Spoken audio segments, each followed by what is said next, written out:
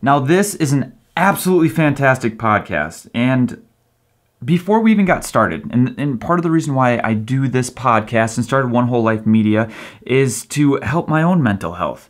And before we even got started, I think the topic of athletes' mental health from the Tokyo Olympics would be huge. Perfect. Yeah, I didn't know if you wanted to talk on that. I didn't know if you were sick of talking about any of that yet.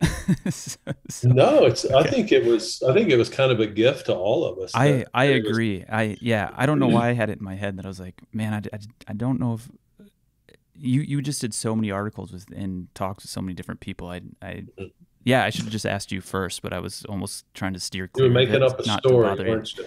Yep, that's how it goes, man. So I'm doing this whole thing to challenge my thoughts. Yeah. Dr. Andrews politely showed me that I was off path. I was off the road I needed to be on, and he put me back on it ever so gently and ever so slightly. And I've been thinking about that ever since. And it just makes me laugh because every podcast we've had, they have said, you need help. It's hard, if not almost impossible, to do this by yourself. You need a guide. You need someone to point out when you're bouncing into the walls or if you're on the right path, and Dr. Andrews did that for me. Now, before we get rolling into this thing, I would like to say I reached out to him as a sports psychologist, as someone to help with pole vaulters, with Team Hoot. He has worked with Olympic level pole vaulters. He has worked with Olympic gymnasts, trampolinists. Think of giant organizations in big sports, and he's worked with all of them. Simone Biles, if I'm name dropping, he's worked with Simone Biles. And if you're not in sports, here's the big takeaway I took from this, is that the tools you learn in sports, mental health wise, are things you use in everyday life. And I've learned this from myself being in mental health institutions, being in mental health hospitals, getting help myself and going, oh wait, I can apply mindfulness techniques to sports. And after listening to this, he's like, no, you can use sports psychology techniques in everyday life. Because sports psychology, child psychology, it's all just psychology. Sponsor-wise, I am still my own sponsor, so head over to onewholelifemedia.com and help support what I'm doing here because I think it's fantastic. Also, Robert Andrews has this fantastic book, The Champion's Mental Edge. It's something I wish I had when I was still competing, and gosh, I keep going through it, and as I said already, I'm using some of the tips in here in my everyday life, which has been spectacular. I love it. It's great. So, without further ado, the amazing, the wonderful, the spectacular Robert Andrews. Confucius said we have two lives, and the second begins when we realize that we only have one. We're all given one whole life. And when we find and break the barriers that are preventing us from living fully, we have an audacious attempt to improve mental health. One Whole Life with Sean Francis. Let's start with the Olympics, and it just seemed like the door finally got kicked open in mental health because of the Simone Biles thing, and then even like a few weeks before that, I forgot the tennis player's name, but the tennis player was talking about similar mental health issues. Naomi Osaka or something. I never can remember her name. I wasn't even going to try and pronounce it. I was going to let you go for it. but yeah, so from your perspective as a mental health expert, especially in sports psychology, how do you see the narrative changing because of what happened? I see it changing for the better big time. And isn't it crazy how Simone was supposed to go to the Olympics and win 6 gold medals. And instead it was like, no, like in the higher calling, the higher purpose of things, you were supposed to go there and struggle on a universal level for everyone to see and go public with it and take care of yourself and own personal responsibility. And I just love how things like that work out. The way she handled it and this class and the dignity and how she handled the haters. And she's like, it's not safe. I'm going to take care of myself. I think it's just wonderful. And then that gave other athletes permission to do that too. We had a member, I think she ran the 400-meter hurdles for the USA. And she was talking about when she made the team at trial, she was crying. And she said, just a few years ago, I didn't want to be here. Yeah. Which I don't know if that meant she was suicidal or she was just severely depressed or what that meant. I didn't want to run track anymore. I don't know what that meant. But the fact that she was so emotional about making the team and coming from where she was to here, we had the tennis player, we had Simone Manuel, the swimmer, talked about some of her struggles and stresses. So it's right there for all of us. And I think we in the world of sports took this and just made a quantum leap forward. And I think it's just fabulous. I think it's wonderful. I like the most frustrating part for me was reading a lot of the comments behind it, and with any, I think, change, people, there's always kickback. Like, how would you talk to somebody who's like, wow, she quit on her team. She shouldn't have even been, she shouldn't have even tried if she was going to let the United States down like that, kind of a situation. Well, we have a assistant attorney general here in Texas that said that exact thing on a tweet. And my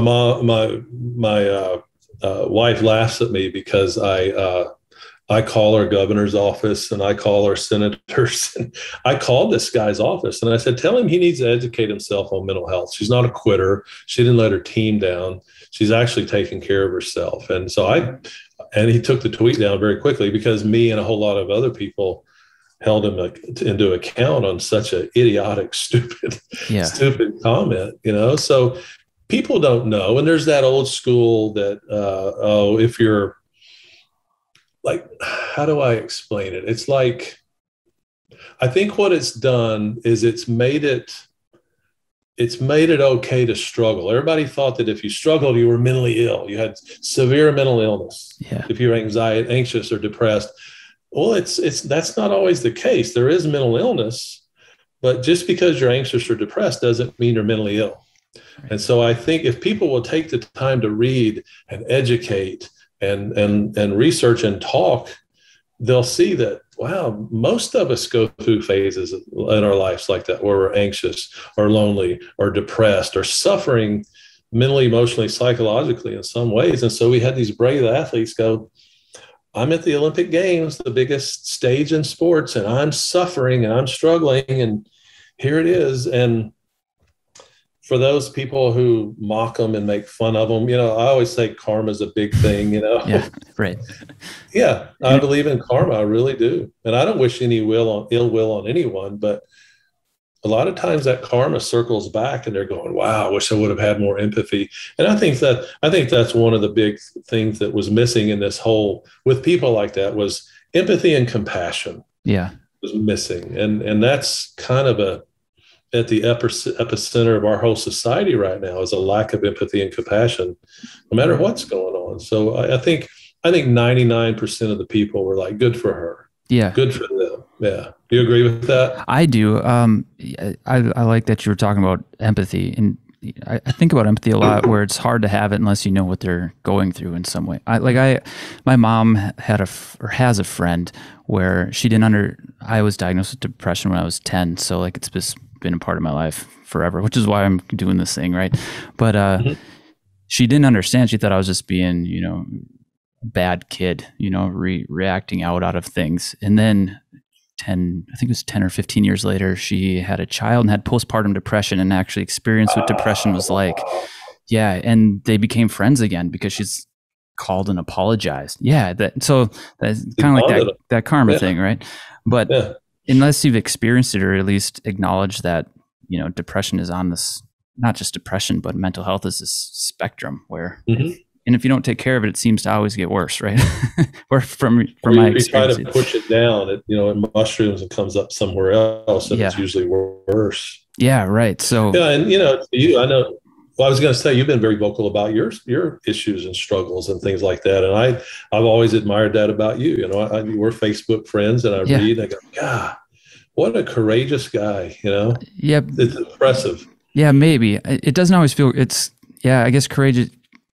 What Brene Brown says, courageous is scary, right? Yeah. It's scary, but it's courageous. I'm trying to rewire the way courageous is in my head, because the way I grew up thinking about it is completely different than I do now. But yeah, for me, it always came from, I like when I was in the mental health hospital, like in 2012, I remember sitting in a group of people who all had some kind of mental health issues. And it was the first time I felt like relief that, oh my gosh, there's other people like me out there. They were saying the same things, the same thoughts, and we were all in the same environment. And nothing had to happen. Like I wasn't treated yet. It was day one. And I just was like, oh, I'm not the only one. So that kind of thought and idea has kind of pushed me to talk about it. And when I did, the first time I talked about it was in 2013 or 14, I can't remember, in a vlog.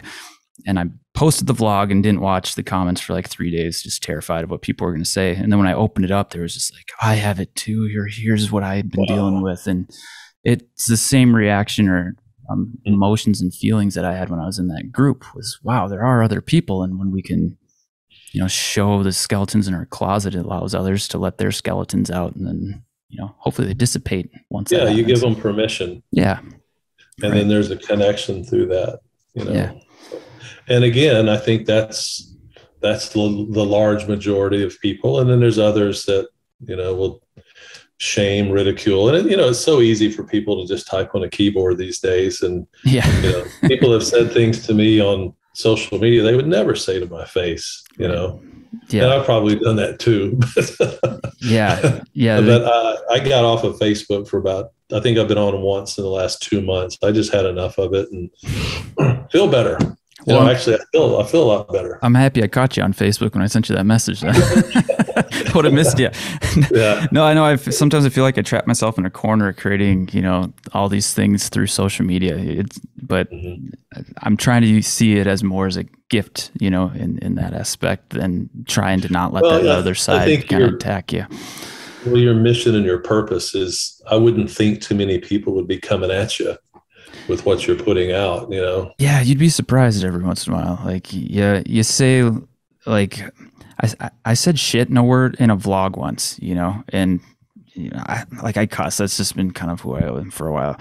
And no matter what I said and the rest of it, I just attacked and and it was hard because there was, at the time I was creating these free videos for pole vaulters to try and help them tag along and figure out the event. And then it was like, and that one comment, like it stung a lot because you're like, well, and it felt kind of like, what am I doing this for? And you start kind of playing these games, but it's hard because growing up, I've always heard you have to have a thick skin, right? You have to, not worry about those, whatever people say, let it bounce off you, but it does affect you, and so it's been hard.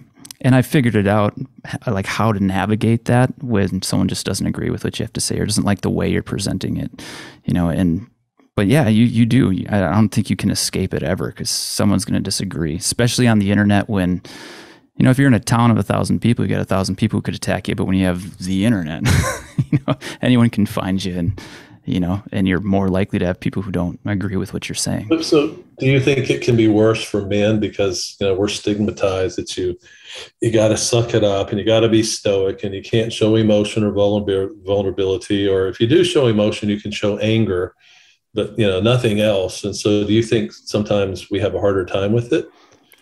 Emotions, you mean, or to the people online expressing emotion, being vulnerable, showing that we're struggling in some areas? Do you think it could be harder on men? Yeah. I know I'm setting myself to get pounded on that one. No, I do. I mean, I think there's a societal expectation, especially in the United States. I haven't traveled enough abroad to see if it's different in other places, but, I've heard that, depression is more accepted, like in countries like France, where like not depression, but more of a,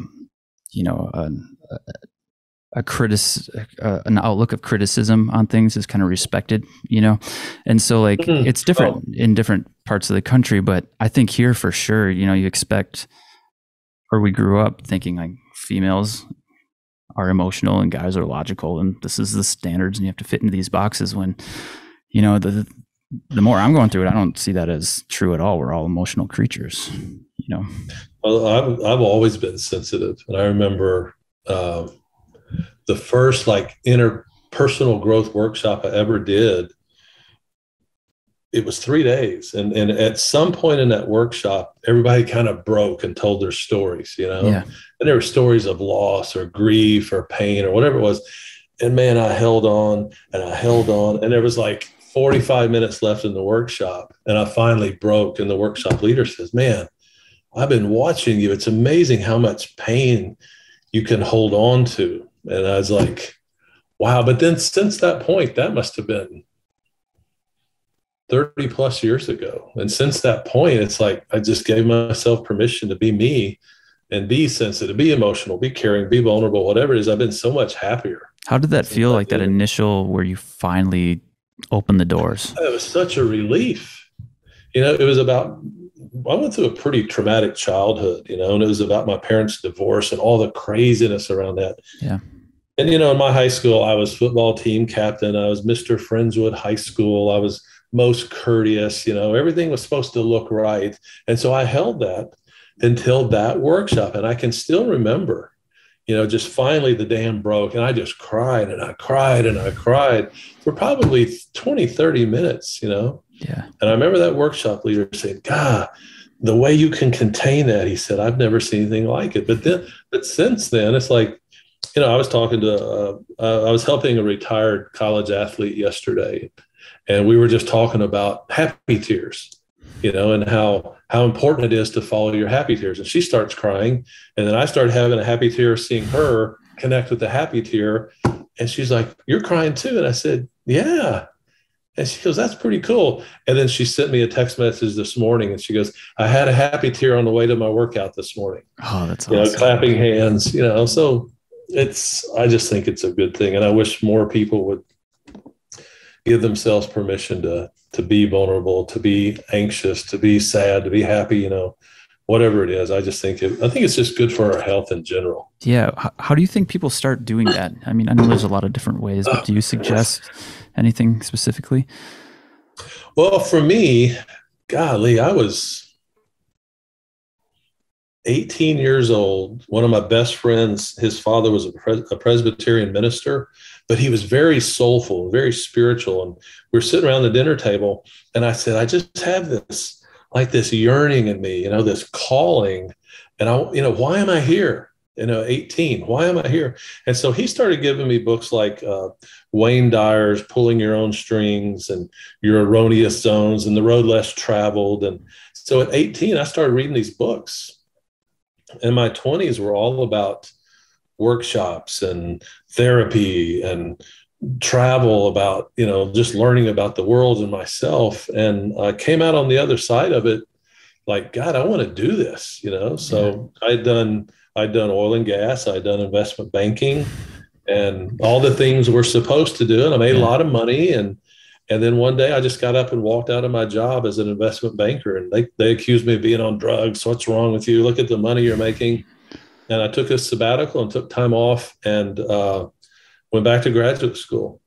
Huh. When was that? Like at what age, I suppose is a better question. I was 31, I think. So you had a successful career of 20s up in most of your 20s, it sounded like. And then got out of college, went straight into the oil and gas business, investment banking, making a lot of money, successful, but not happy. It wasn't fulfilling. The oil and gas part of it was because I did title research for oil companies to go in and drill land. So I got to go out and meet people and hear the history of their land and track a piece of land in East Texas back to the Spanish land grant, and I love that part of it. Yeah. Oil and gas, investment banking, not so much, but it's really interesting how I use all the tools from those careers in my business now. Yeah. And helping an athlete through their suffering or their struggles or a traumatic injury like an ACL injury. I'm going back in time and finding out where they got knocked off, what threw them off a little bit, and then working forward again. So I'm using my oil and gas skills in my work with athletes. It's pretty crazy, the investment banking skills help me run a business, right. Understanding money and markets and things like that. So it all connects in time if we really if we can really see it through that lens of perception. Yeah. How did you know right away you wanted to work with athletes, like in the mental health side? I was hoping you would ask that question. Yeah. So I was working with a woman who's getting ready to get married. Her husband had just sold his oil company for $50 million back in, I guess, the late 80s. No, I was already in investment bank. No, yeah, I got out of graduate school. So it was in the early 90s. And I remember she's telling me about how his kids wouldn't eat her French toast. And I felt something in me turn off. It was like, I can't do this anymore. I said, really hate French toast, right? I like French toast, No, I'm but just joking. my gosh, there's bigger world problems than kids not eating French toast, right? Right. But I felt something click off in me, and so I said, one Monday, I opened up my book I had 5 appointments that day, and I checked my messages. I had 3 cancellations. So it's like, God, the universe, said, okay, can't do it anymore. There you go. And so Sean, I got scared and I hit my hand on the bar where I keep my car keys and wallet. And I said, okay, God, if this isn't it, what do you want me to do? 24 hours later, I'm sitting on a restaurant on Shepherd Drive, on Durham Drive here in Houston with my wife. We're sitting outside, and all of a sudden I started crying. And she goes, what is it? And I said, I know what I'm supposed to do next. And she says, what is it? And I said, I'm supposed to take all my research from graduate school and all my training in EMDR and eidetic imagery and my work with trauma survivors, and I'm supposed to help injured athletes overcome the psychological impact of their injuries. And she said, where did you get that? And I said, it's a God thing, man. It was just so clear. And so I started advertising that I work with injured athletes. And before you know it, I've got this practice, and I'm seeing ACL injuries and broken ankles and Tommy John surgery and concussions and broken collarbones and pole vaulters where the pole breaks or they tear their ACL in the box, things like that. Mm-hmm. And then people started asking about performance, and I'd done a human performance training since the 90s. So for 15 years, I guess.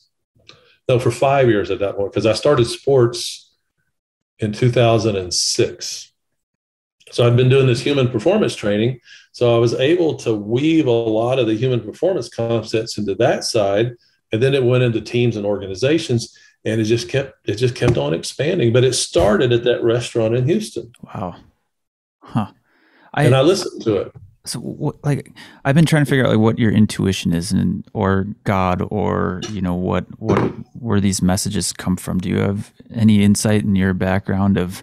I know it gets strange because you can go to the spiritual side, and you can go to the universe kind of watching out for you, or if you're not religious at all. All the above. Yeah, all the above. I grew up with a grandfather that was a Methodist minister, and so it wasn't cramming religion down your throat. It was more of a, and my grandparents on the other side both taught Sunday school at the Methodist Church, and they weren't there. Are you a God-fearing Christian? There was none of that. It was God is good. And that's how I was brought up. And so I've just always believed that when I'm taking care of myself, God of the universe takes care of me. That's always been my belief. And I can go down to the beach with my dog just to have a recharge day. Yeah. And I call it fill my tank up. Yeah. And I come back and my phone rings off the wall or my emails blow up because I took care of myself. And so I ask, okay, God, if this isn't it, what's next? And because of the way I believe in things, he answered within 24 hours, and it changed my life. Yeah, it just changed my life. It's strange. I've had moments like that too, where it almost feels like the universe is giving you a sign or patting you on the back, and I wish I could make sense of it, but I can't. That's why I keep asking this question to everybody. Is well, do you got any more insight on this yet? It's this project that I'm doing now. I've gotten a lot of those right when I was I don't know if I should even do this. It's gonna be this you start creating stories in your head. This is gonna be a massive uphill battle. This is gonna be hard. Who am I to talk about mental health? Kind of those types of things. And then you get an email from a kid or a parent asking, like these wild, like one of the craziest stories I ever had. I had a kid reach out to me through the pole vault vlog at one point. This was a few years ago, and one of his teammates committed suicide on the track team. He's like, "What do I do?" I was like, "Well, you need you need to go get some help. Talk to a counselor. Tell your parents to do this." And I've just tried to be there for him, the best I could. Some stranger on the internet, that he reached out to. But at the same time, I'm kind of freaking out because I'm not trained in this, and I don't want to say the wrong thing. And I don't know if he's getting help or anything or not. So what I did was, like, every day I would text him in the morning or send him a message through social media, like, "Hey, just checking in and see how you're doing." Just hoping he's going to respond. That's the fear in my head, right?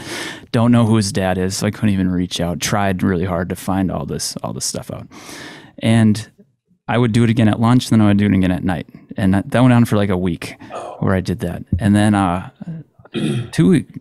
week later, he just goes, you can stop sending me all these texts all the time. Okay, man. It's like, all right, he must be all right. And then a week after that, his dad sent me a message, and he was like, "I just want to let you know my son's friend just committed suicide. He's on the pole vault team, and I have no idea what to do. Like, what do I do? Should I even talk to him? Should I get him some help? I'm completely lost, and I know you talk about mental health. What do I do?" And I was like, "I hope it's okay, but I've been talking to your son for the last week." He reached out a week before you did, and he goes, "Oh, thank God. I had no idea what to do." And then I just tried to point him in a direction to talk to mental health experts. But it was another one of those signs that was kind of like, yeah, maybe. And I felt so fulfilled in a way that pole vault never has for me, or school or anything prior. It was like, wow, I might have made a difference in these people's lives, So it was, I felt like the universe was like, well, you did, go. Obviously. And you could have been, you could have been the difference maker in a story like that, or just that connect. And he's like, man, this guy cares about me. I'm going to be okay here. Yeah. And it was kind of like what we were talking about earlier with it. Without me talking about it, this could have been a huge nightmare, and it was, and so like with Simone and all these other athletes talking about it, it's just opening that door to at least start that conversation and get some help versus, as you said, push it down until it mushrooms out and explodes. Mushrooms up somewhere else. It always comes up somewhere else, usually worse. Yeah. Well, I know, like, before we started recording here, there's 3 of us in my practice, and we're cranking, man. And I think we had post-Olympics, and then we had the new wave of COVID kick in, and then school starting up, and everybody trying to figure out what to do with all that. And then that settled down, and then season started. And I'm a little bit too busy right now. I'm knock on wood. I don't want to jinx that, but I got a lot going on, and we do team calls every Thursday at 10:30, and they were like, "We're busy too, but we're liking it," And I think it's because of what happened in the Olympics, that people are like, "Wow, it's okay that my son or daughter, or it's okay that I'm struggling a little bit." And there's people out there that can help. And in my practice, I've had people in that had, and this isn't a knock on people that have master's degrees in sports psychology, that's valid. But if you're coming into my practice, you have to be a licensed mental health provider. Okay. Because it's not just about breathing and visualization. Right. It's about life issues that are coming at you. I've worked with athletes that have marital problems, financial issues, have suffered loss, have been abused, anxiety, depression. I have athletes that have panic attacks before a competition. I worked with athletes that throw up before a competition. Breathing and visualization is not going to do much good on things that severe. So you got to go a lot deeper, and you got to have the training and the tools to do that. So that's a requirement to come into my practice. Because early on, I brought people in that had master's degree in sports psychology, and they were great, but they had to refer out the cases when things got tough. They had to refer them to someone who was a licensed mental health provider. So they got them going, and then all of a sudden, an anxiety disorder or mutilating or eating disorders or whatever. I'm not an expert in eating disorders, so I refer that out. But you get my point. They reached a point where they just couldn't help them, and they had to refer them out to a mental health professional. So now every one of my practices is a licensed mental healch professional that specializes in performance. It's a beautiful combination. I ran into that same problem. I was when I was trying to I didn't really know if I wanted to do pole vault anymore, and which was like the hardest breakup of my life, and it yeah, it just kind of tore me apart because it was like, I really like it, but I don't like putting in all this time anymore, and it's destroying my body. And, you turn 30 and you start to go, holy crap, people have 401ks and kids and a life, and I'm still playing pole vault. You start to develop all these things. But I reached out to the USATF sports psychologist, and she referred me to somebody in the cities here, and exactly what came up with you. She was just giving me visualization types things, and like part of my master's degree was in sports psychology too. So like, not an expert by any means, but at least I took 7 classes, so I knew the basics of it. And it was like, I already know all this stuff. I know how to goal set, I know how to do all this stuff. And not once did she ask if I even wanted to do the sport anymore. It was always how to keep me in it, how to keep me going. And looking back, and I remember I just wish she would give me permission to stop doing it, and that would have it would have gave me so much relief if it went a step deeper than that, than just, yeah. And so, well, I have parents call me sometimes, and my son or daughter's in gymnastics or swimming or diving or whatever it is, and they want to quit. Would you help them keep going? And I said, I'll help them make the right decision. Yeah, I love that.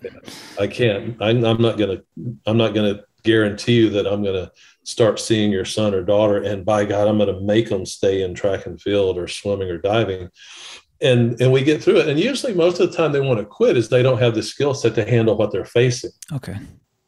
They don't know how to handle performance anxiety or perfectionism or comparing themselves to their other friends that are getting college scholarship offers or a hostile coach. They don't have the tools to handle that. So when I teach them the tools to handle that, they go, God, it's fun again. I want to keep going. And then some go, I still want to step away, but they're stepping away for the right reasons. Yeah. So if you were to create like a toolbox, what would you consider the basic needs for? Like, what would you wish every athlete came into sports with? Like, if It's you, a book, man. Yeah, it's a book. Yeah. I mean, you wrote it probably, right? Well, let me think about that. That's a really good question. I think, like you're making a performance cake. I think I should get to start writing notes here. I think mindfulness and self-awareness is huge. Do you start with that then? Usually, I don't know that I would start with it, but it's the first thing that popped into my mind. So many athletes I work with don't listen to their bodies. Like, for example, I had a gymnast who had thrown up every meet for 3 years. And I saw her one session, and we started talking about the language of her body and learning to interpret that language and what was her stomach trying to tell her. And second session, she goes, I figured something out. And I said, what? And she says, my stomach is my friend. And I said, what do you mean? And she says, it's telling me I'm focused on the wrong things. By our third session, she did a whole competition, almost finished with floor, ran off the floor to throw up, but she didn't. And by the fourth session, she did a whole meet without throwing up. Wow. So mindfulness, self-awareness, listening to our bodies would be in there. I teach a concept called tank filling, which means doing meaningful activities away from your sport that bring mental and emotional energy into the system. How do you create awareness for what fills your bucket versus just doing things that you might already go out and try things? Okay. Like on this screen right here is a picture of an amazing sunset. And we took the picture, so me and water, me and music, me and cooking, walking my dog, playing catch with my dog, sitting in the back by the fire pit with friends, live music, which I haven't been able to do for a long time. I have one Olympic athlete that every now and then she'll send me a picture of a cooling tray of oatmeal raisin cookies or blueberry scones. And hers is buying all the ingredients from scratch and baking. Yeah. So it's, too many athletes that I see get up in the morning, they train, they go to school, or they train and work, or whatever it is. They train in the afternoons, they go home and they do homework, or they eat and they go to bed and they're exhausted and they're up late and they're sleep deprived. And I'll say, well, what do you do to fill your tank up? And they go, I take naps. Like I have a really cool story about a college swimmer that I worked with. And I asked her that question, what do you do to fill your tank up? And she goes, I take naps. And I just kind of looked at her, I didn't say anything. And she goes, well, what else is there? She got kind of defensive, and we started talking about these activities. So a couple of weeks later, I get this video, a text message with a video. Hi, Mr. Andrews. We're going to so-and-so's house for the weekend to fill our tanks up. And what they did was they stayed up late at night baking, and they did a movie night with popcorn and blankets. And these are 4 college girls that just went away to one girl's back home, and the parents took care of them, and they had a blast. And she said that was a game changer for her, learning how to recharge her batteries. I always say, you plug your phone in every night, right? Right.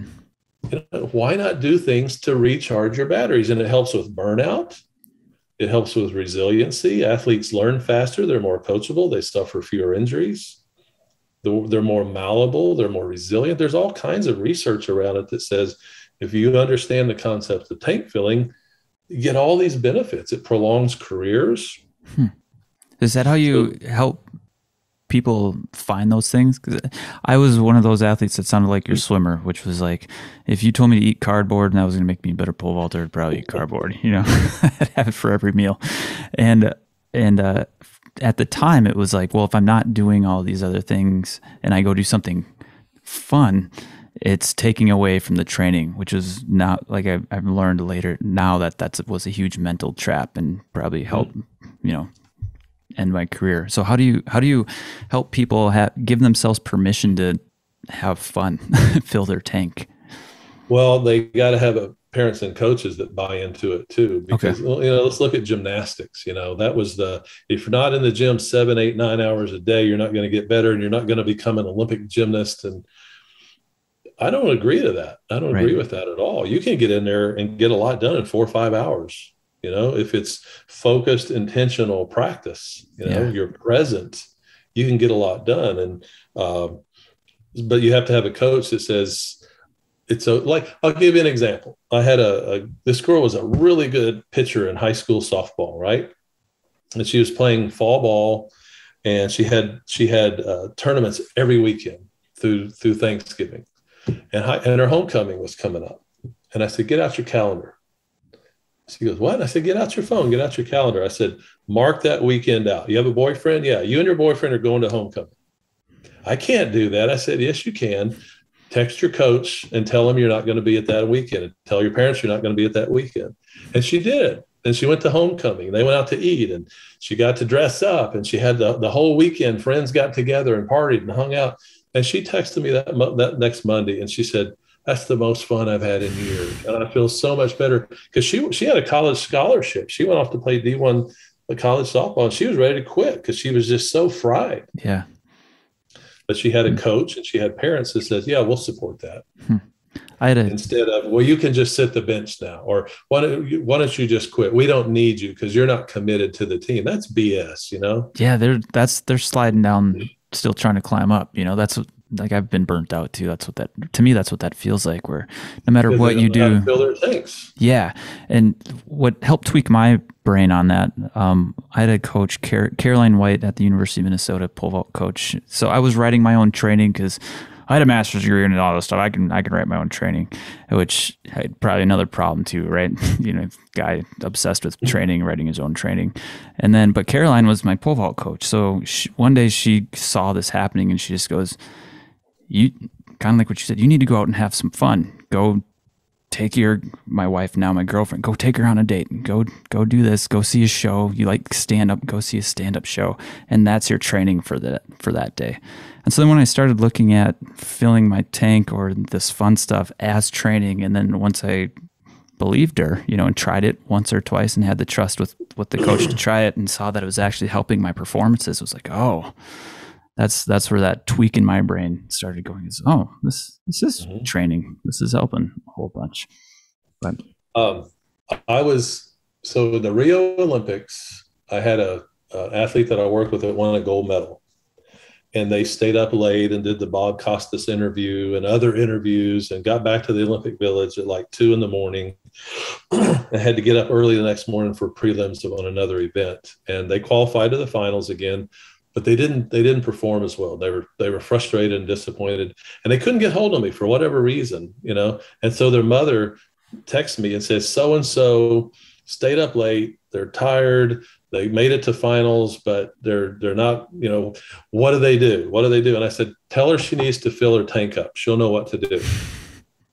So she had interviews scheduled that day. She canceled all the interviews, sat in her room at the Olympic Village and took a nap. And she listened to music and she journaled and she did some artwork and she prayed some. And she went out that night. She won another gold medal. Wow. And when she got back home, she called me. She says, we're on the way home from the airport. Can we come see you? And I said, yeah, I had the morning off. I was at the office just taking care of stuff. Her and her mother come in the door and we just stand in the door holding each other crying. And it was just such a beautiful moment. And she said, that did it. She had 2 golds and 2 silvers at Olympics. Wow. And she said, keeping my tank filled up during the Olympics was a game changer for her. That's phenomenal. Mm-hmm. So, yeah, it really was. So with like, awareness and mindfulness, tank filling, was there anything else that you would, as a base level athlete, you'd want these people to have? I think it's real important to don't focus on outcomes, but be present, you know, kind of overused term, but be in the moment. You know, I see it with pole vaulters. I have to clear this height. I have to clear this height. Yeah. Or swimmers, I have to drop time. I have to drop time, or I have to jump this high or run this fast or score this many points. And I've had so many athletes where I say, don't swim, but don't look at the clock. You know, jump, but don't worry about the height. You know, and lo and behold, I dropped time in 4 events this weekend. Right. And so it's that kind of overused, corny, you know, be in the journey, don't focus too much on the destination, because I always say that your mind and your body have to be in the same place. And if your mind's way out there ahead of you at the end of the meet or the end of the competition, and it's not in the same place as your body, you're not going to reach your full potential. There's a disconnect. Yeah. And so I do a lot of work with athletes of keeping them present in the moment. I teach them some counting exercises that we do, and a little eye triangle exercise that we do that stops the overthinking and calms everything down and brings them into the present. We do a lot of work with breathing before a run down the runway, or starting a gymnastics routine, or getting in the blocks for track and field or high jump, where, you know, we call it getting centered. There's a concept that we use called being centered, where physically, mentally, emotionally, even spiritually, all the energy is moving in the same direction. I think that's another important principle that we would have to add to this list of you have to have all your resources moving in the right direction. You know, performance is never like, you know who Jonathan Horton is, the gymnast? Yeah. Yep. I was talking to Jonathan at a men's team camp back in 2011 or 12 before the London Olympics. And he goes, you know, Robert, at this stage of the game, my gymnastics is mostly mental and emotional. My body knows what to do. It's about getting in the right place mentally and emotionally to allow that talent to come through. And he was a master at that. Yeah. Yeah. So I call it getting all your resources moving in the right direction towards the goal. That's physical, mental, and emotional. When I say spiritual, I mean your passion and your connection to your sport and your confidence and belief in yourself. When you get all that aligned, that's when the real magic starts happening for me. Can you share some techniques or tools to be able to, you know, get those things in line or get into the moment, especially with pole vaulters? You know, Don Hood told me one time that pole vault's 80% mental and the rest is in your head. You know, it's kind of what you're talking about right now. Right now. Like yeah. It's like, it's almost like you stole it from Yogi Bear or something. But yeah. So, well, it's, there's a lot of factors. I mean, where would I want to start with this? Well, like, how does that triangle thing work exactly? If, like, I'm a future person, I catch myself in the future all the time. I rarely spend time in the past. And, like, things I've found that have been helpful is, like, the mindfulness type techniques. You know, I tried Zen Buddhism for a whole year where I gave 100% of it. Just, you know, you see a guy on top of a mountain in a temple and he looks pretty peaceful and happy. You're like, I'm going to try what he's having, you know, kind of a thing. Yeah. But, bringing my attention to the body or one of my senses has always been very helpful. Like, sounds have always been really helpful for me because, you know, especially at my house, there's a bunch of birds and you never know where they're coming. So you just have to be it makes me be present to the point where it kind of pulls me back in line, as you're saying. And then the rest of my day, I always feel like I have space between me and my thoughts or emotions or the rest of things. But yeah, that's cool. Yeah. So techniques, like, does that triangle idea you were saying with your eyes do the similar type of thing then? Well, it's like, do you ever overthink? Oh yeah, and definitely. Oh yeah, if you're in the future, you overthink a lot, right? Yeah, I'm doing it right now. So if you're one of those people, the night before a competition, you just lay in bed and you can't go to sleep, because your mind's racing. What if? And I have to. And so and so is going to be there. And they did a PR last week and all these racing thoughts. And to circle back to my days in the oil and gas business, I used to drive up to East Texas, and by the time I got up there, I'd be exhausted because I was thinking so many anxiety-producing thoughts. My hands were tight on the wheel, and it was a 3-hour drive or so. And I'd get there, and I'd just be exhausted. And then I did this workshop, and I was pretty blessed to come in touch with some pretty brilliant people back in the 80s. And this guy said, "How many overthinkers in the audience?" And everybody raised their hands, And so he taught this little eye triangle exercise. And so the way you use it is you think about the thought, right? Yep. What if I lose? The no height, whatever it is, you look up and think, and then you look down to the left and listen to a sound in the room, like my fan in this room.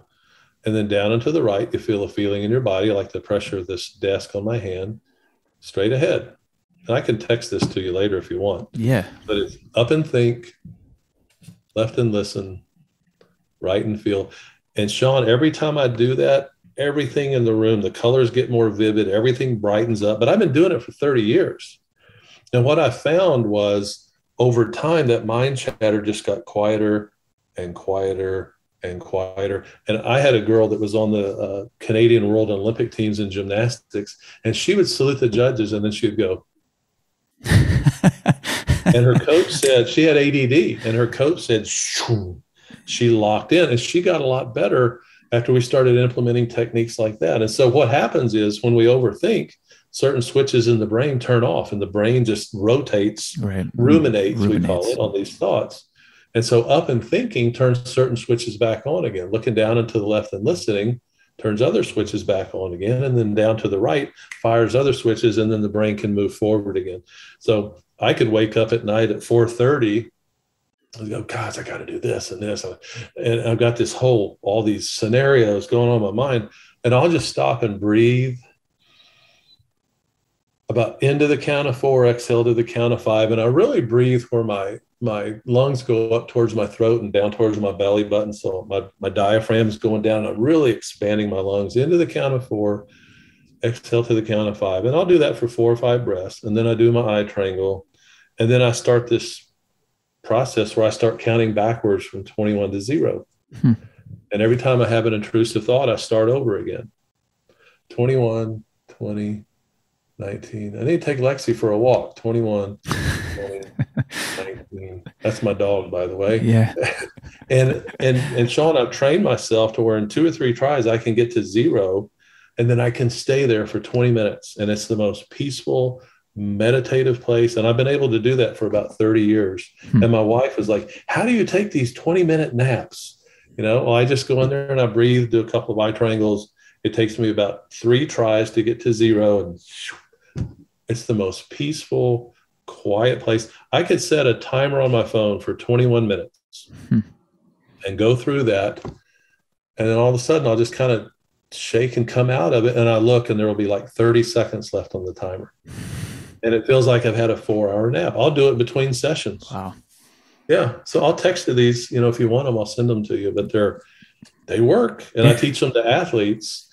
And so what we're working on is for a pole vaulter, if your pressure level is at an 8, 9, or a 10, and you need to be at a 5 or 6, you got to bring that intensity down. You got to bring that adrenaline down. You've got to stop the overthinking. You've got to stop comparing yourself to other athletes. And so if they're sitting there waiting for jumps, they're doing mindful exercises to help them get present. And as they move closer and closer, 4th up, 3rd up, on deck, on the runway, all they need to do is take one breath. And there they go, ready to roll. So now that we're talking about pole vaulters, do you use these same techniques where people are running with, or I get the most emails I get are how to invert and running through. What do? I've been running through, or it's called the yips in pole vault. I've got the yips. I can't take a jump up. So do you use those same types of things for running through, or do you have any tricks or tools to help these pole vaulters out? So I see yips in pole vaulting, yips with golfers, baseball players that can't throw to first base, can't throw a strike. They throw the ball into the net behind. I see gymnasts that can't do backward tumbling or backward squeals on gymnasts, cheerleaders that can't do back tucks. It shows up. I've had a basketball player that his brain wouldn't let him shoot because he was afraid he would miss. It's always stress related. Okay. And so the first place I look are any injuries. So if I'm working with a pole vaulter and they have the yips, I say, you had any injuries? Well, yeah, I had a really bad broken pole incident where I landed on my head, or I broke my ankle or tore my ACL. And since then, so we look at injuries, and then we look at relationships with parents. We look at relationships with coaches. We look at how you're doing managing your distractions in your life. Because what happens, if this is a scale right here, you're jumping fine this way, right? You keep adding stress onto the scale. Eventually the scale tips and the brain says there's too much going on up there and it's not safe for you to do this. So I'm going to have you run through, because if you go up, you might get hurt. That's my interpretation of it.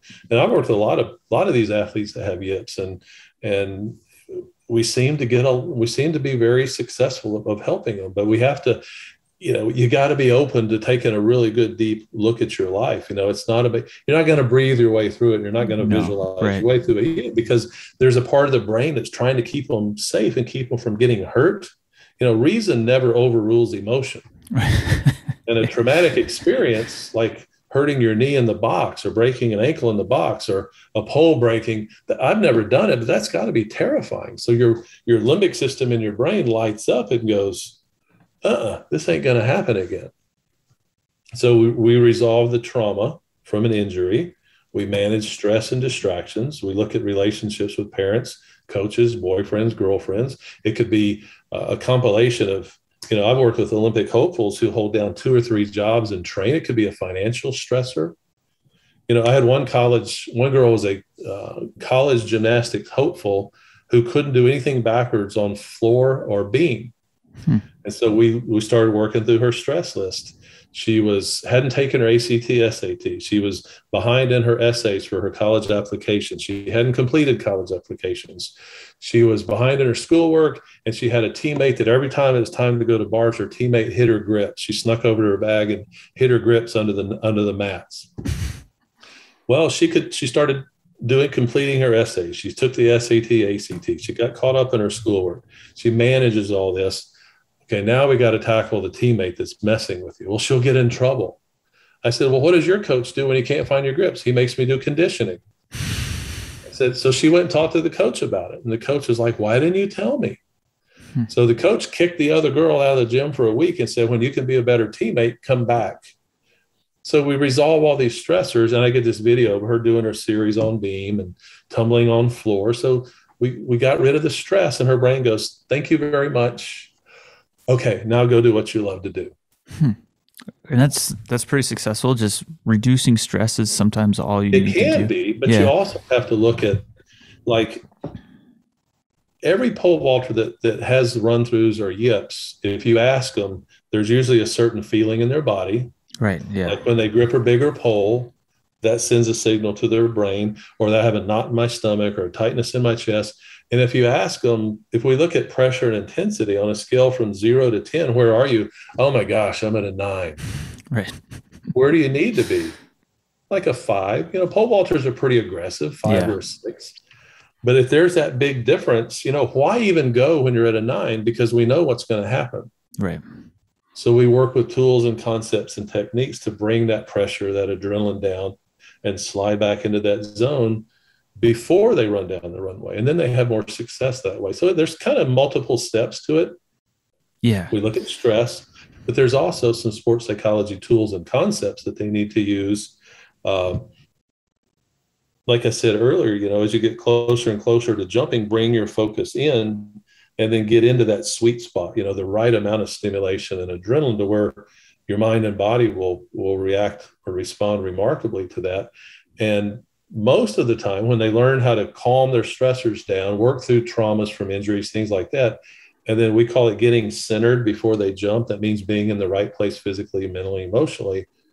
The brain says, thank you very much, go for it. And they start jumping. Now, the problem can be, I'll get an email from a parent or an athlete, and they'll say, well, I've got the yips. I've got this mental block.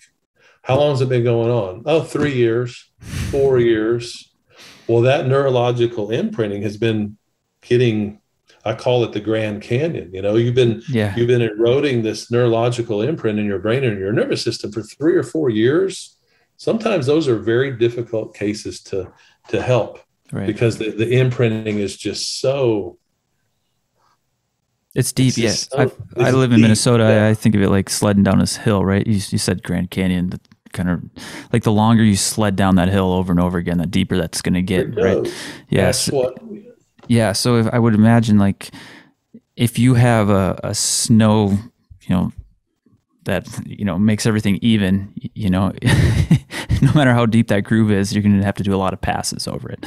Am I kind of on the right track there with that analogy? Yeah, you're on the right track. Yeah. Or if you're going to make the run down the mountain and you want to go this way and you get anywhere close to that groove, you're in it. Boom, off you go. And that can start with, oh my gosh, a bigger pole. Yeah. And there's some kind of reaction that goes on in the brain and the nervous system about that, or going up to a higher height. You know, like I had a girl, she won the Texas State Championship in pole vault. She holds the A&M, was one of the, I worked with the last 3 record holders at Texas A&M University. Awesome. You know, going back over the years. And I was at the state meet when this girl won the high school state meet. And there was a girl from an Austin high school. I thought, God almighty, there's no way she's going to beat this girl today. This girl was just cranking it out, man, just blowing up over the bar. It was awesome to watch. And the girl that I worked was doing good, but she just didn't have that. This girl was committed to her jumps. It was really cool to see. Mm-hmm. They got up to 13 feet, and I saw the girl that I was working with and the other girl doing this. three and out. Yeah. And the girl that I worked with cleared 13 and then 13.2.5. I think she missed at 13.4, but she ended up going to A&M, and I think she jumped like 14.4 up there, something like that. But what I noticed was when the bar got to a certain height, that girl that was so confident, everything changed. Yeah. Because she didn't have the tools to handle that change in perception. You know, I always say that pressure changes with changes in our perception about things, our attitude about things. Yeah. So when they got to 13, something clicked in her brain and she was not the same jumper. Yeah. Well, that's why I was asking about this toolbox, because it's when you talk to coaches, and I still run into it quite a bit, it's almost non-existent, the psychological side of the sport that they're coaching. It's almost always technical or physiological. Do more. Yeah. And so I've never even thought about the stressors from that. What I get a lot of is gaps in poles, especially with high school kids, you know, and that's what you're talking about, having to go up a bigger pole. And you're like, oh, that's like going up 4 poles, you know, and you try and tell them and try and help. That's a big jump. That's a huge jump. Yeah. Just in how it feels, but stiffness and everything, it's huge. Yeah. And then knowing it's that big too, and it's unsafe. You know, I like to do everything in 5-pound increments or a handhold at a time, maybe even an inch at a time. But they can't carry 8 or 10 poles to a meet, you know, in high school. Right. Yeah. There's that. And most schools, you know, maybe besides California and Texas high schools, they don't have a good pole line ever. I get a lot of emails that are like, we have 4 poles for 12 kids. Yeah. What are we going to do? Like, I think you're going to be straight poling for a while until you can afford some new poles, you know? So, but, yeah, from the yips, say an athlete comes into you, how do you start talking to them? What's that first conversation like where you're trying to understand their needs? Like, what's that process like? I call it an athlete's assessment. Okay. and we look at when you're jumping really well, what things are like. We have them write it out. I'm confident. I'm smiling. I'm having fun. My body's relaxed. I have a really good feel. My timing's right. My steps are on. Okay, let's take a breath. If they're in my office, I have them move to a completely different chair in the office to change perspective. Now let's write out what things are like when you're struggling. I'm tense. I'm tight. The pole feels different in my hands. I've got a knot in my stomach. It's harder to breathe. I'm worried about disappointing my coach or my parents, whatever that is. Okay, what are the triggers? So what are the things? So are you setting up an ideal situation like we want to get back to here, here's where you are, and then you're creating 2 points? It changes your perspective. Right. Yeah. There's two different athletes. There's one, like that girl at that state meet. There was this athlete who was just warm-ups, no pressure. Amazing. Right? Yeah. She was amazing. Bar goes to 13. That was her trigger, threw something off. Okay. And her attempts at 13 were nothing compared to where they were at lower heights. So is that's where that awareness comes from? I'm sorry, I keep cutting you off. I apologize. Yeah, we're creating a state of awareness, a change in perspective that if you're healthy, your talent to jump a high height is always present, right? Right. Doesn't that make sense? Yeah. I'm just making sure I can understand the. And I appreciate that you want clarity because it's a new concept to a lot of people. Right. But if your physical strength, agility, coordination, power, balance, ability to move up and convert energy from the run through the pole and the jump, all that's physical. Right. So that talent is always present, right? Yep. Then why do we have 2 different athletes? Yeah. That's the question. So we do an athlete's assessment. Describe yourself at your best. Describe yourself when you're struggling. Now, what are the triggers? Going up a height, bigger pole. The guy or the girl in front of me cleared a height by this much, and it freaked me out a little bit. Or I looked at my parents and they're frowning at me in the stands. Or it's raining. Or a big one with pole vaulters, the wind. Yeah. The wind is coming straight at them. So you have to identify what your triggers are. What are the things that set you off? There's that mindfulness piece. God, I didn't think about that. And then the fourth question is, how do you know things are changing? What are the warning signs that let you know things are changing? I start biting my nails. My chest gets tight. I've worked with gymnasts who fix their hair 9 times before they do vault or something like that, Or I had one girl who did this. Stuck her tongue out of the left side of her mouth. Another one did this. And they don't even know that this has meaning. And what it means is pressure's building or dropping, and you're moving out of that peak performance zone. So when I work with performance, I always do an assessment to make them aware that if my stomach's tight and I can't breathe and I'm biting my nails and I'm fixing my hair and I'm at a 9 and I need to be at a 5, why even jump? We've got to calm that down and get that best athlete gripping the pole again. We got to get that best athlete saluting a judge before gymnastics. We have to get a best athlete in the blocks to run the 100 or the 400 hurdles or whatever it is. Yeah. I've taught this to Green Berets and Navy SEALs, and it's about getting that best sniper or that best guy in the boat or whatever it is present in that moment consistently, no matter what happens. The Navy SEALs, they lose a guy on the line, a guy gets wounded or something happens, they can't tend to him. Right. They got to keep the gun on the line, they call it, so it's about learning how to, I don't want to say discipline. It's because it becomes second nature over time that you just know how to get to that place. I have a guy that's on the USA fencing team I worked with since he was 14. He's 24 now.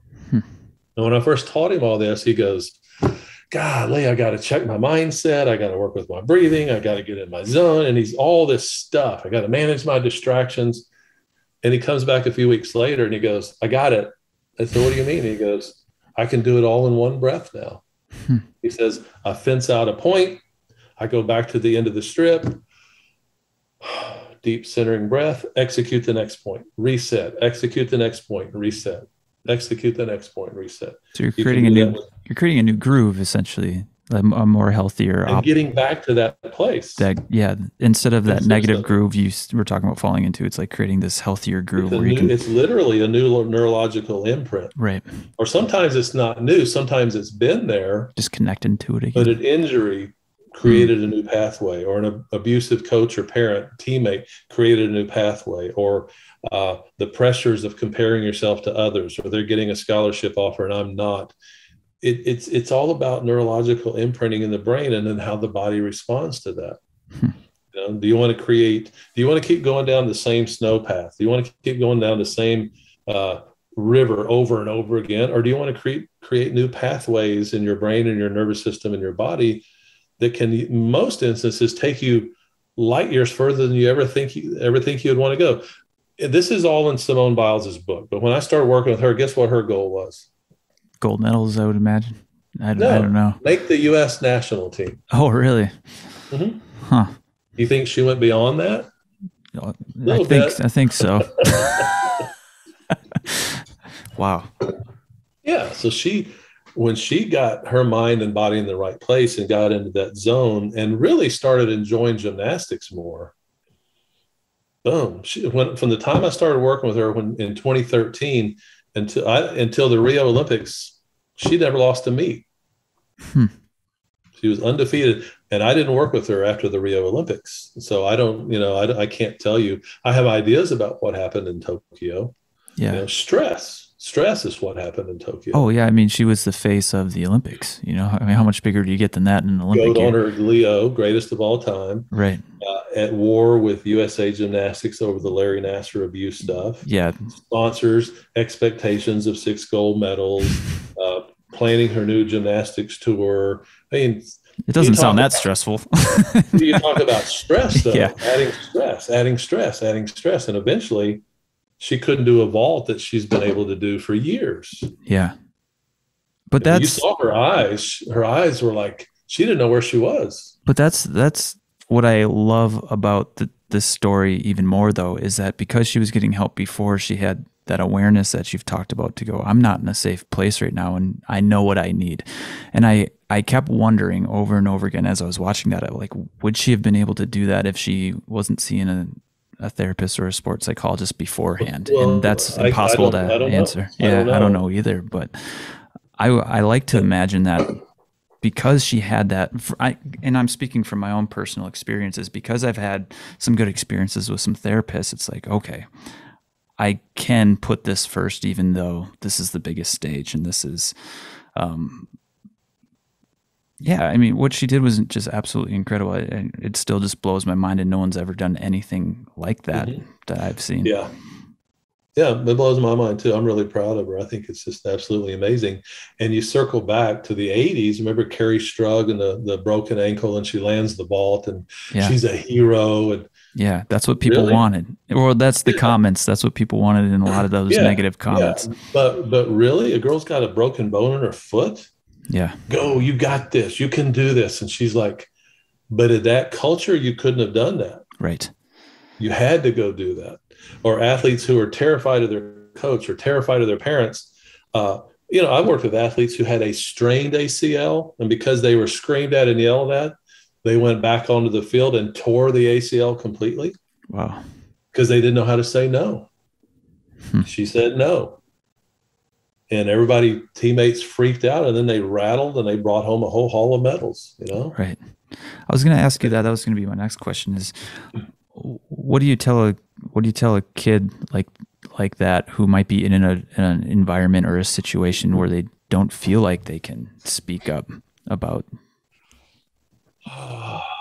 It's a tough one because I get those emails every once in a while. I sigh because I see that a lot, unfortunately. Same, through emails, and a lot of emails on those. I'll give you an example. I had a gymnast that I worked with whose coach had a pretty derogatory name for her group of girls, and there was some truth to it because they cut corners and didn't finish their numbers and sets, and so from my work we talked a lot about responsibility and accountability. So she took that in the gym and started holding her teammates accountable, and they came around and started finishing sets and numbers and They were in integrity with the assignments and all that. And the coach would come out every day, oh, it's my lazy group. Oh. And so this girl said, that just bothers me. You know, I said, well, say something about it. But I said, you'll feel empowered. It doesn't matter what the coach's reaction to that is. It's you having your voice and owning that as a teenage girl. And so she does it. And the coach goes, oh, well, you can just go home and get out of the gym then. Kicked her out of the gym. Wow. And she says, it backfired. I said, what do you mean? He got mad and he kicked me out of the gym. I said, how did it feel to stay? And she said, it felt so good. And then I said, well, has anything changed? He goes, yeah, he doesn't call us the lazy group anymore. So there's a coach, instead of going, you know, you're right. I appreciate you bringing that to my attention. Y'all have changed. He kicks her out of the gym. But she did it anyway. You know, or I've had athletes who their coach finds out they're working with me and they say, and they start challenging the coach's screaming or shaming, or, you know, that if you're trying to motivate me, coach, that's not working. And I've actually had coaches, athletes I work with, their coach will say, whoever that man is you're working with, I wish you would just get him out of your head because I liked you better before. Which means I liked you being afraid of me and being timid, right, and afraid to make mistakes. Isn't that just it's sickening? Sad? Yeah, it's showing more about the coach than the athletes or what you're doing by any stretch of the imagination. Yeah. But I think it's uncomfortable seeing ugly parts of yourself, and it's almost like that's what's happening by standing up to that. Have them. Oh yeah, we all have them, and if you 100%. Bring it up and look at them, you can change it. But if you're in denial, or you want absolute power or control as a coach over an athlete or a parent over an athlete, you're not willing to look at that and change. You know, Sean, I always say it's the three-legged stool. There's the parent, the coach, and the athlete. Okay. And if there's a weakness in any one of those legs of the stool, the athlete's not going to reach their full potential. You know, you have a three-legged stool, you go sit on it with a weak leg, what's going to happen? Right. It's going to collapse, right? So what I've done is I got tired of trying to deal with toxic sports cultures. Yeah. Now I just empower the athlete and educate the parents. That's what I was asking is, that seems to be the best way to, it's hard. You can't pick your parents. Know what it does? it builds tension. It builds tension within the system. But that creates and either change. The coach is going to change, or they're going to leave, or they're going to kick the kid off the team, or they're going to blow a gasket and do something for everyone to see, which I've seen happen a lot, where a coach after a game takes their team off to the side and screams and yells and humiliates, and the parents are hearing it. And they're like, is this what y'all been talking about? And then it gets addressed that way. So eventually it will create change. So it's almost like the very first thing you talked about with me is that vulnerability to be able to be courageous and speak how you feel, which is a scary space to be for, especially a lot of, I would imagine, I mean, I put myself back in my high school shoes, but standing up to a coach. Terrifying. Yeah. So terrifying. Yeah. But if they submit to that kind of treatment, when their career ends in sports, do you think there's a pretty good chance they're going to attract a boss like that? Oh, for sure. Yeah. A boyfriend, a girlfriend like that? Yeah. Yeah. And so I had a mentor of mine years ago said, we're given stress until we master stress. And he told me that in 1986. And I've lived by that. If something bad is happening, okay, this is terrible, but what good can come from this? And how can I grow from this? And how can I master the stress? And then guess what? Here comes the next stress. And that's what growth and expansion is about in sports or life or whatever. So this brave girl that says, we're not the lazy team anymore. We're not your lazy group anymore. She grew and she expanded and she faced that stress, and he changed. Yeah. And if a coach shuts that down, then they're inhibiting that athlete's ability to have a voice and be vocal and have a sense of pride and build trust in the relationship with the coach and the athlete. The old school, go do ropes, go run, get out of the gym, go home, or worse, get kicked off the team. Yeah. And there's still far too many old school coaches out there that have absolute power and have to have that absolute power. Do you think it's getting better? I do. Yeah. The direction's going in the right way, at least. Yeah, big time. Yeah. And the coaches that want to change are reading books and taking workshops and talking. And the ones that don't are kind of getting sucked down a black hole because I think the change is going to leave them behind. Yeah. I really do. It's a slow process, Yeah, but I do hear some wonderful stories of coaches doing amazing things with their athletes. yeah, I feel the same way. I even get these coaches who start coaching pole vault late in life, like 50s or 60s, and maybe haven't pole vaulted since high school. And they're like, my coach used to yell at me all the time, but I don't feel like I want to be that kind of coach. It's like, don't be that coach. Be coach the way you want. It's like, I feel like I'm on a team with this person, like we're almost equals in a way, trying just to help them accomplish what they want to accomplish. And to me, that seems like the most healthy way to be a coach is standing next to your athlete, but, helping them reach their potential, whether it's on the track or off the track, whatever that may be.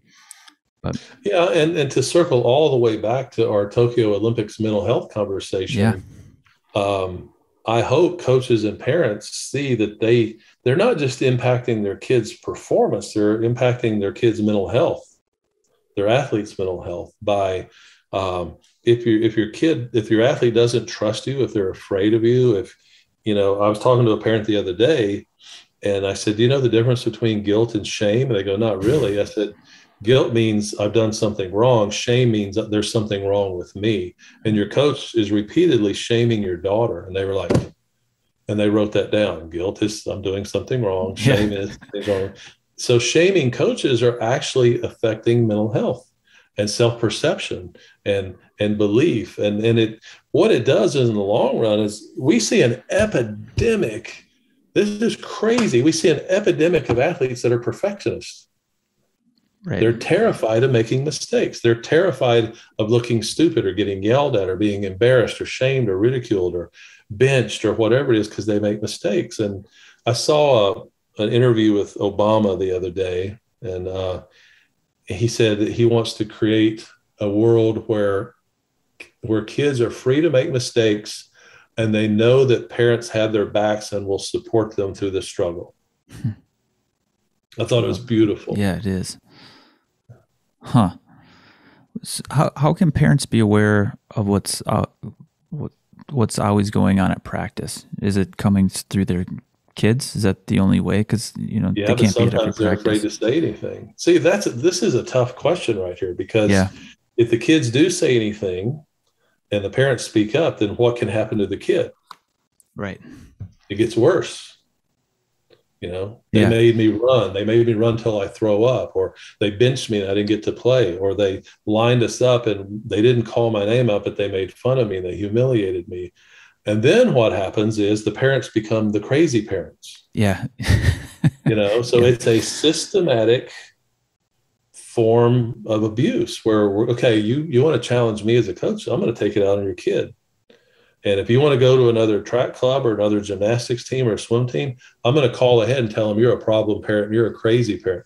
Don't you dare. And I hear that all the time. Yeah, same here. That's why I brought up the question. Is it's awful. That's all. It is like awful. I'm struggling to find the words only because it's complex and I don't know what to tell people all the time, because it's the system. But I think I do have faith and hope that things are changing. My dad's high school, for example, has all the coaches go to a mental health symposium right before the school even starts to try and talk about these things, just to plant a bunch of seeds in these coaches' heads. And some of those bad coaches quit because they were forced to go to this thing, which is great. There it is right there. There it is right there. They got sucked down the black hole that I talked about earlier. Yeah. And the other ones, and I've seen it in my dad, because he was old school authoritative, coach. Like he was drafted to the Yankees, which is why we're all Yankees fans here, There you So go. yeah. But he called me like 6 months ago and goes, I used to yell all the time when I was coaching hockey because I was coached that way, and I don't like doing that. I like coaching more like I coach pole vault and just like, hey, let's try this. Let's a little more positive, a little more optimistic, and he's like, my heart doesn't beat as fast. I don't feel like I'm gonna have a heart attack every time I do this. And for me, it was cool to see that change in a person, especially my father, who was pushing, push more and more and more, that old school type of coach. And it just gave me hope that people can change. You don't have to just start as a great coach right off the bat. Yeah. And I think the really cool thing is that you and I are having this conversation. Yeah. And I hope a lot of people hear this. And Agreed. They take the time to listen into this interview and this podcast. There's a lot of meat in what we're talking about. There's a lot of substance to this. And I've actually had parents say, well, I want my son or daughter to have a tough coach, because to make it to D1 college or make it to the Olympics, they have to have a tough coach. And I go, you know what? I said, the group of guys that I grew up with from 7th grade to high school, we won 64 games and lost 2. We went to the state semifinals one year. We won the state championship the next. You know how many times I was afraid of my coaches? 0. Wow. I had knee surgery when I was a sophomore in high school. My position coach was there when I went into surgery.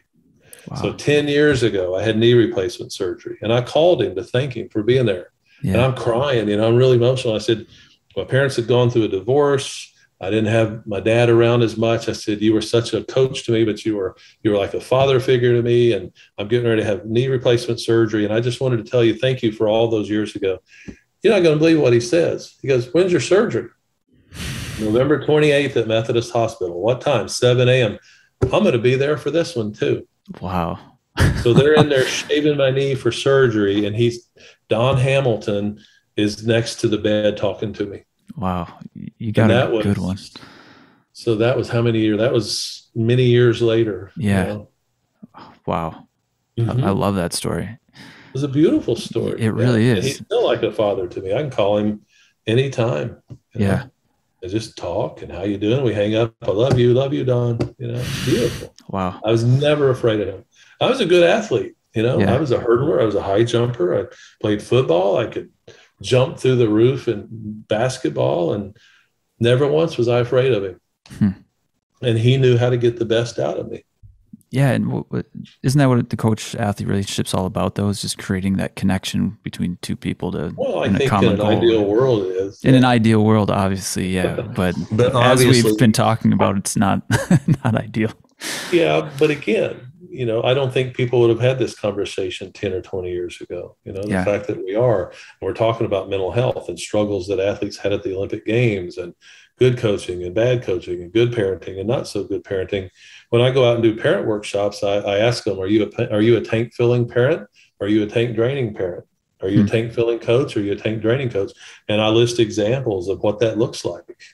Wow. And you wouldn't believe the vulnerability of some of these parents. They're like I had one guy go, my son gets home from basketball practice, and we go out in the driveway, and he has to shoot 500 shots. And I said, how long does that take? Hour plus. I said, wow, why? And he goes, what do you mean, why? He's got to shoot 500 shots to get good. No, he doesn't.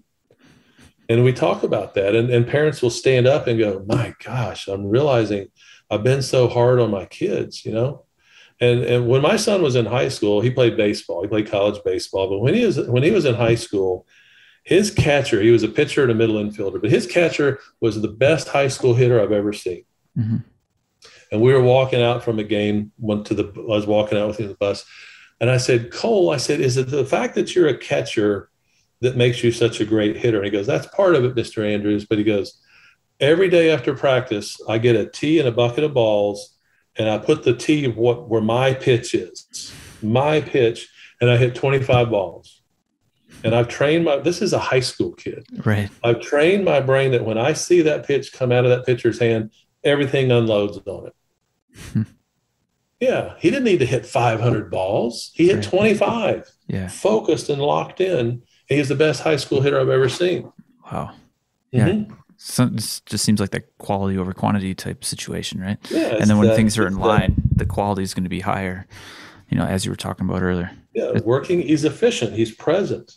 He's seeing that pitch in his mind, and he's executing, and he's trained his body and his brain. Boom, there's the pitch, fire. Yeah. His senior year, he had like 30 doubles, 15 home runs, hit 480 or something, went off and played college baseball, Yeah. He's a stud.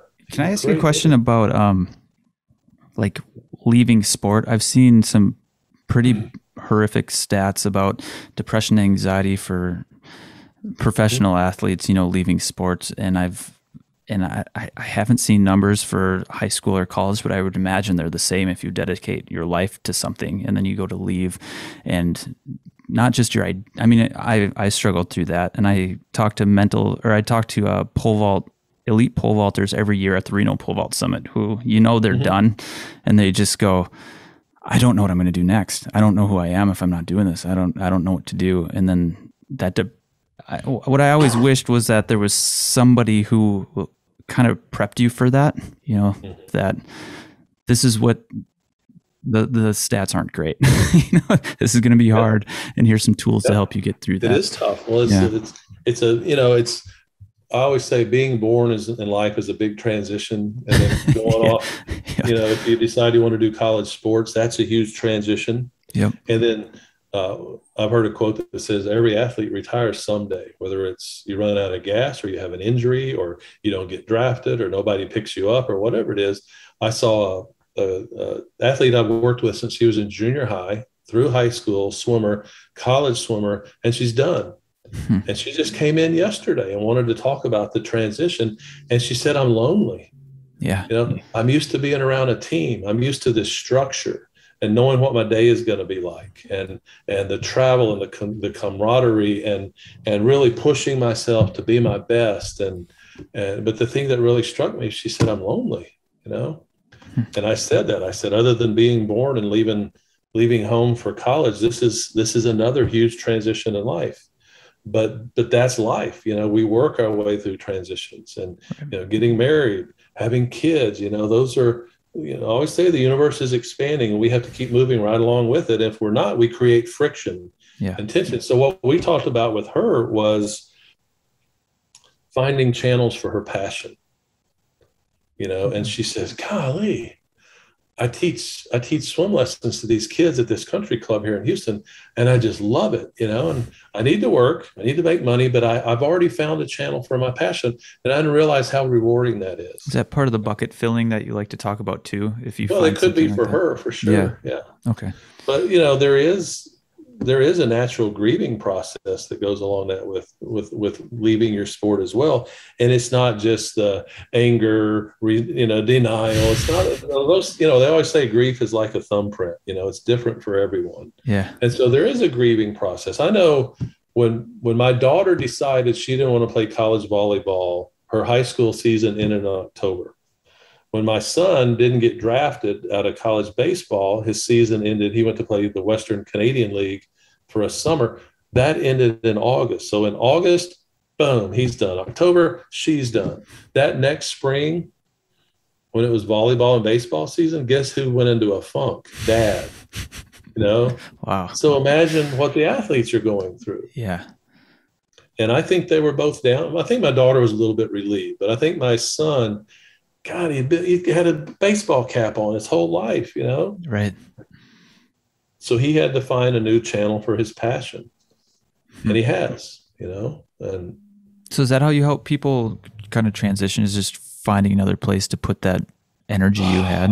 And I know it's different for everybody. It's probably almost impossible to answer because some people might put 3 hours a day into their sport, and some might put their entire day into their sport, which kind of creates a whole spectrum of different responses if that's taken away to some point. Some are relieved to be out, Yeah. And some miss it, and some had an injury that forced their retirement. And like my son, he thought he had scouts looking at him for his pitching, and he had some shoulder problems his senior year, and then he thought he's going to get to go to Australia and play, which would have been cool. Yeah. And that didn't happen. So he thought he was going to go to Holland and play. And that didn't happen. And then this group in Canada says, you want to come up to Canada? And he was like, I remember his team lost in the conference tournament, and all the guys are hugging each other. And he comes over to us and he's crying, and he goes, he had an opportunity to be a graduate assistant and go back and get his master's degree and be a graduate assistant. He goes, I don't want to do that. And he's, tears going down his face. So we said, what do you want to do? He goes, I want to go to Canada and play baseball, And so we said, go. And it was that and playing in the Long Island League in New York, where he said those were two of the best summers of his life.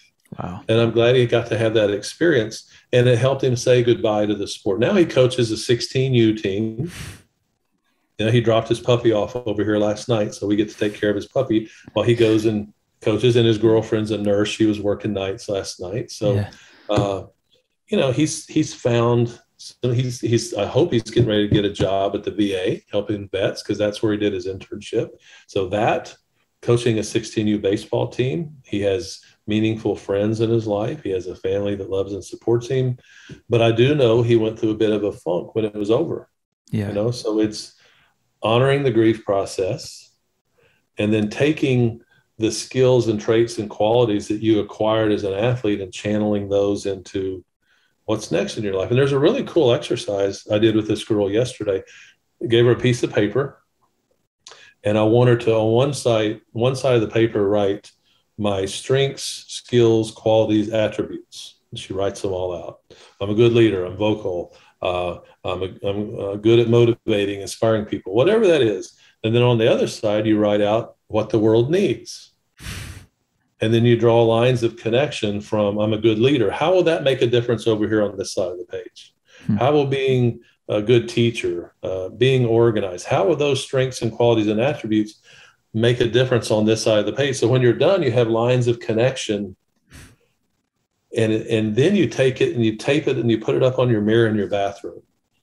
When you're in there shaving and brushing your teeth or putting on makeup or whatever you're doing in there, you're glancing at it. And I believe, to go way back to the first of our conversation, it broadcasts that information out to the collective unconscious, to the universe, to God, whatever your belief system is.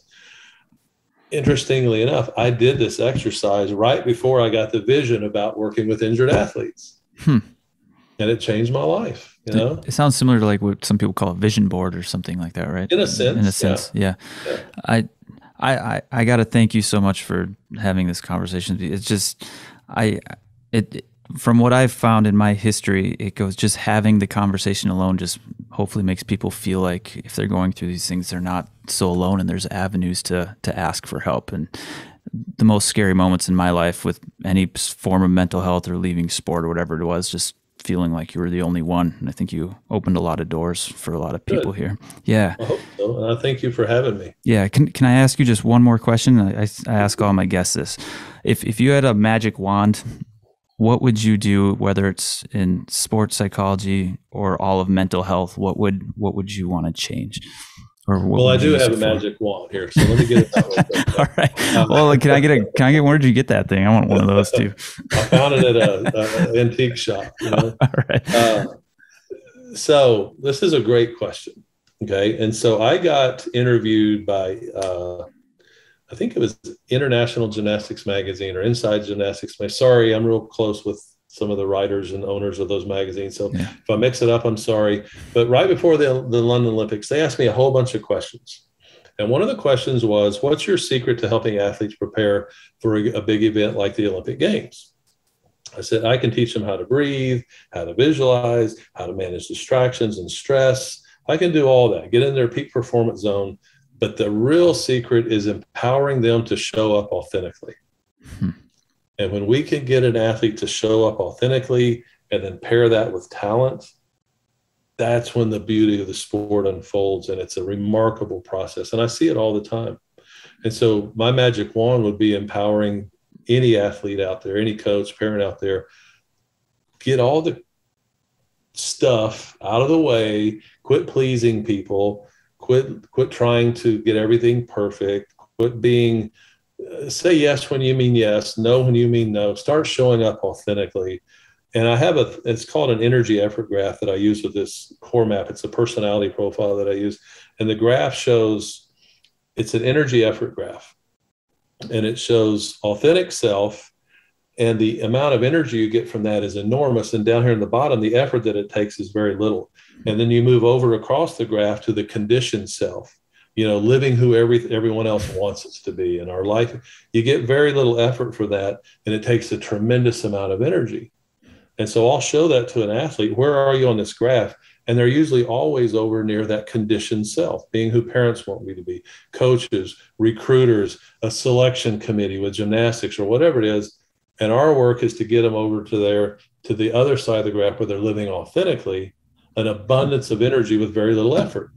Wow. What's that graph called? I need to. I'll send it to you. It's an energy effort. It's really cool. Effort. Yeah, it comes from the core multidimensional awareness profile. I use it all the time. It's just an amazing tool for increasing that mindfulness and that self-awareness that we talked about. Yeah. Well, it's interesting as you're saying that, like when I did that year of Zen, the idea was to kill that ego side of me, which is the that conditioned self or similar to that. Mm-hmm. And what I realized for that whole process was I couldn't kill it. It was part of me and it's going to be there forever. But it created an appreciation for it because what it was doing was trying to protect me from certain things. And I learned that some of the things it was trying to protect me from, I didn't need protecting from anymore. And that helped me get back to that other side. But I mean, we've talked about awareness throughout this entire podcast, but that's been my most helpful thing is looking in and bringing awareness to those things. And that's where my life started to change, was when I started doing that instead of trying to look for external things or changing things outside. Don't you think taking personal responsibility is a very powerful thing to do? Oh, for sure. Yeah. And it feels good. It does. Yeah. And I wish we could see more of that in the world these days, and to me, empathy and compassion and personal responsibility are missing with a lot of people these days. And if we could get back to be more compassionate, more empathetic, and take greater responsibility for our lives and how we behave and how we act, and man, the world would be just such a different place. Our country would be such a different place, I think people are so reactive these days. Yeah. I think it's a perfect way to end it. Yeah. Thanks for having me. Yeah. Let's do it again sometime. Whew, everybody, I hope you got as much out of that as I did. What a great guy. So if you would like to reach out to Robert Andrews, head down into the show notes. There's a link to his website down there. Go to Amazon or wherever books are sold and get The Champion's Mental Edge, Turning Winners into Champions. This is a freaking great book. I wish I knew about it sooner. God dang it, I'm in retirement. So, if you have any ideas for podcasts, let me know. If you want to keep supporting what I'm doing, onewholelifemedia.com. All right. Thanks for listening, and I'll see you in the next one.